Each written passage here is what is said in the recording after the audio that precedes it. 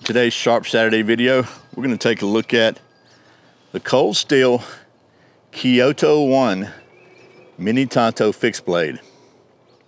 This could be a good everyday carry knife for sure. And that's what's coming up next here on Survival on Purpose.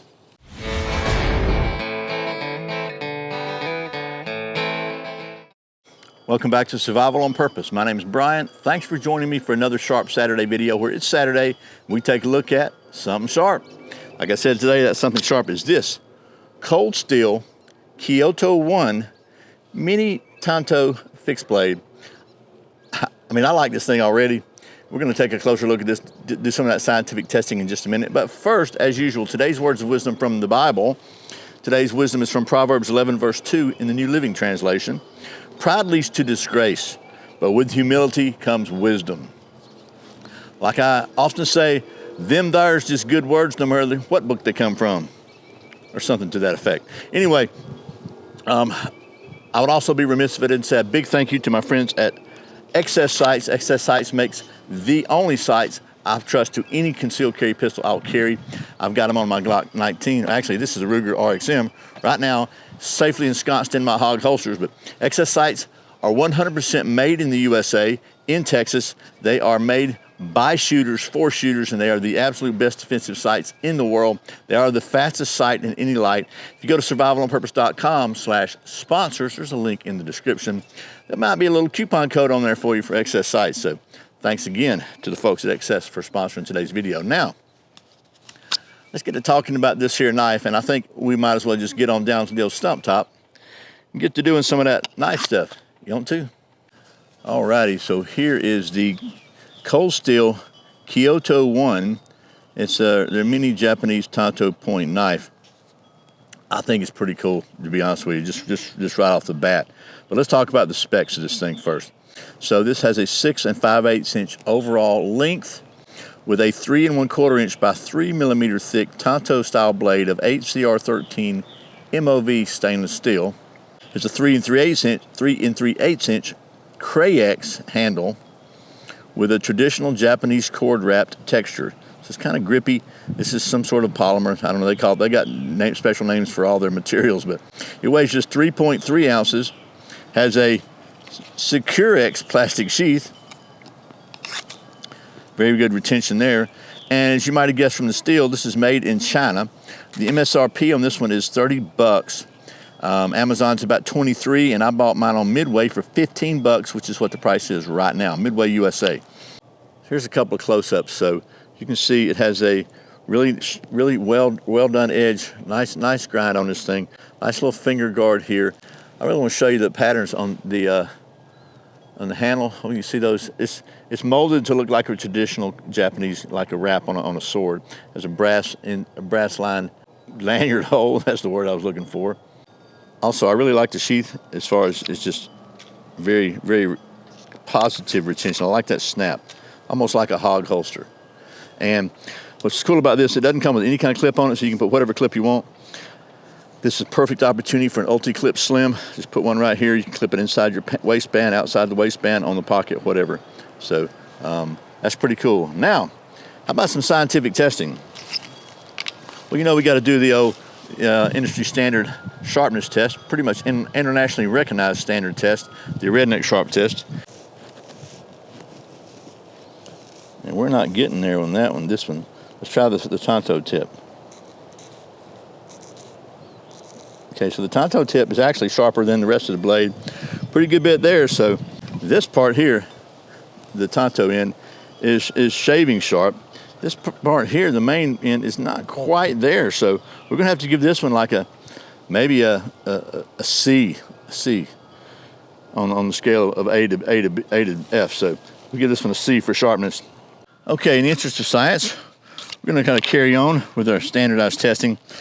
Since this is a fixed blade knife, not really a bushcraft knife, but we're gonna do some fire starting stuff with it anyway, because I like to do that. So first thing I want to do is get down to the center of some potentially dry wood. It's been laying out here in the rain for several days, so let's see if I can get where you can see it. Okay, can you see maybe a little better now? Let's just try it again. Now maybe you can see the whole thing.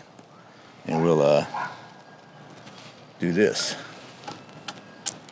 And yes, it's a strong blade, and it's a really see any issues batoning with it. So let's just split this out here too. Just kind of, it might be drier. All right, let's see if we can find something to make some in there curls. You want to? I think this one should curl fine. So it does have a pretty good edge on it, even though this is not 100% redneck sharp. It's not bad at all.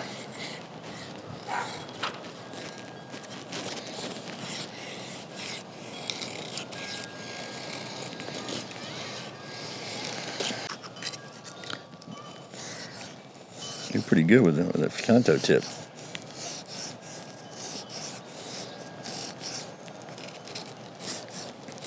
Almost better, because it keeps my knuckles off the stump top at the end, which is a pretty good idea actually. So, but to be fair, we should be able to get some curls out of this side too. We just stay up here. I'm trying to keep banging my knuckles on here every time I end the stroke.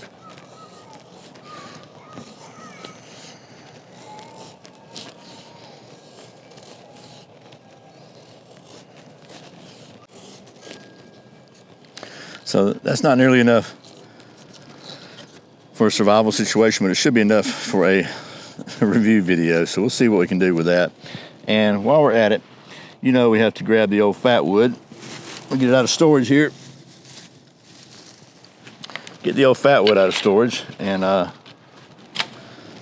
see if this thing will scrape. I'm sure the back won't. The back is relieved very well. The only place I can see it might scrape, other than the blade, which I don't want to do, is this very end up here where the Tonto is. This very little end up here, where it's at the top of the Tonto grind.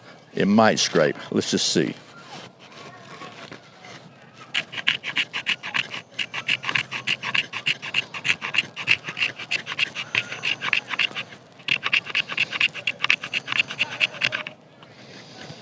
Okay, so a little bit, not a lot. Today I've got a Fatwood fire steel, and it's got a scraper with it, but we're going to see if we can scrape using the very, I'm trying to keep from cutting my finger here, but using the very end up here, it does scrape pretty well on the Fatwood. It's just such a small piece, small area, you can't really get a lot of serious scraping done. It's only that little end right there. So, but let's see how well it'll do a ferro rod with that little end right there.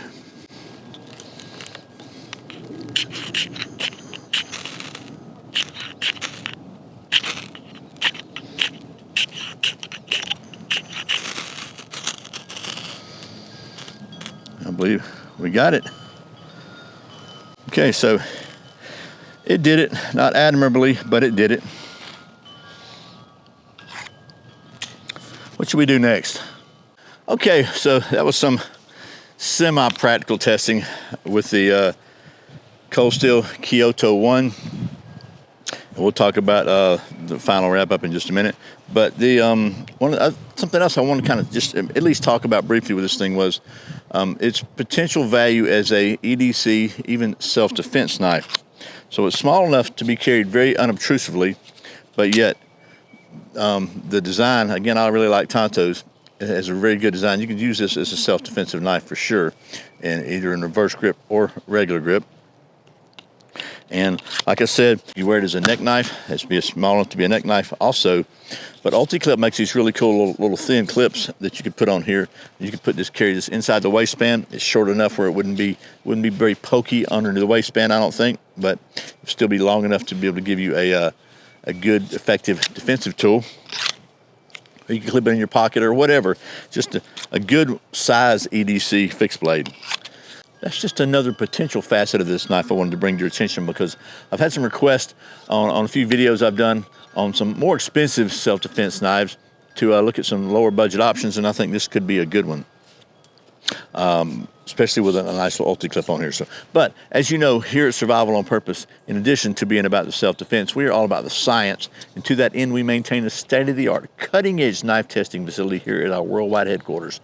And one of the tests I like to do on all fixed blades is to test the aerodynamic balance using the balance, orientation, and rotation device back there. So I think we should do that, don't you? And we'll see if I need to get closer to you or further from you, because this is a small one. I'm usually not as successful on the testing with the small ones, but we're going to give it a shot. And again, as always, proper scientific methodology is important. Whoop, whoop, whoop, whoop, whoop. Almost. Whoop. Again.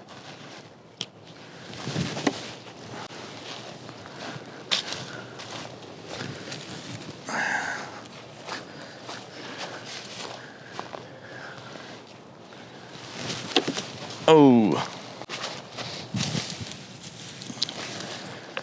that was completely horrible. Bad form. Focus, grasshopper. Maybe you focus a little better there, Quad-Chain King.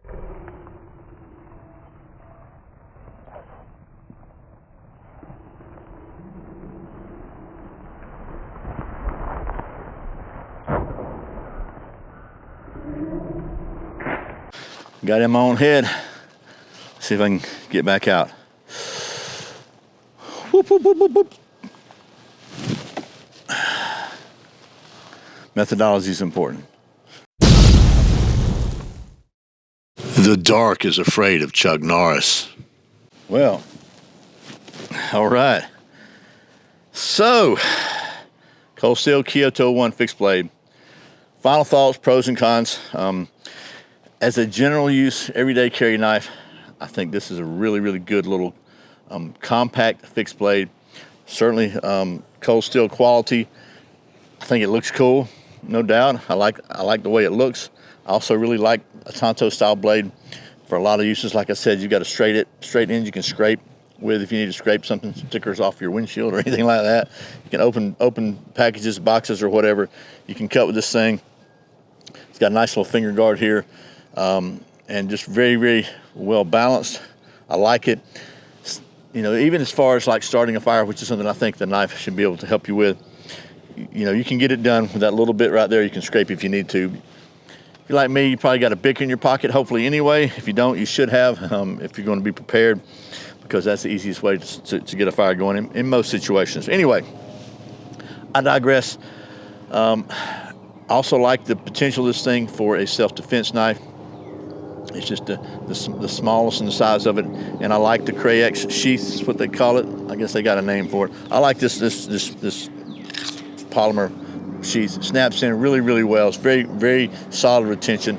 Again, make a great neck knife with a proper sheath. A great concealed carry knife, even just like it is, just stick it in your pocket. It's a great everyday carry fixed blade. So, and it's pretty budget option as well, under 30 bucks. Actually under 20 bucks on Midway USA right now as I make this video. So anyway, that is the Cold Steel Kyoto 1 Mini Tonto fixed blade.